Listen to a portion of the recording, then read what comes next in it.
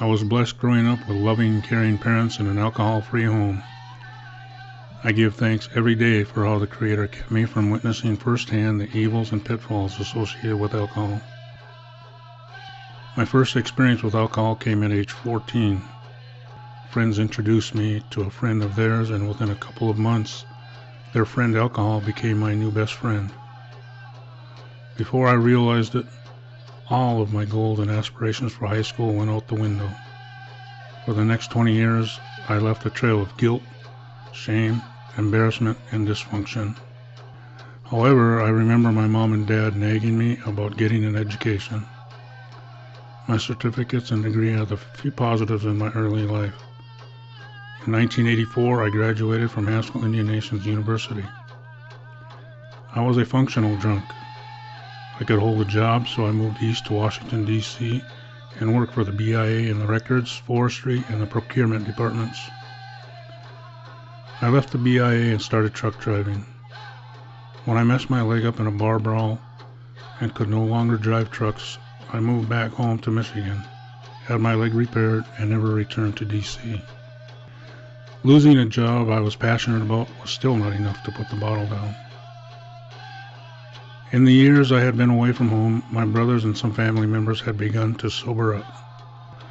They had homes, cars, and families, and I wanted that too. Just put that beer down, my brother told me. I didn't. A year later, my sister introduced me to a woman. For the first time in my life, I knew what love was about. Prior to this, all I wanted from women was companionship for weekends or one-night stands.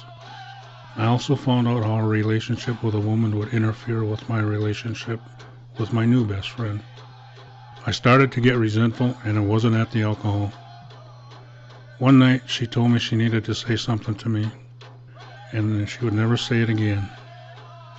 She said, "Your drinking scares me." The next morning, I woke up, and she said, "Do you remember what I told you last night?" "Yeah, you said my drinking scares you." "Anything else?" "No." "Right, you passed out while we were talking." I came home on a Friday with $900 in my pocket.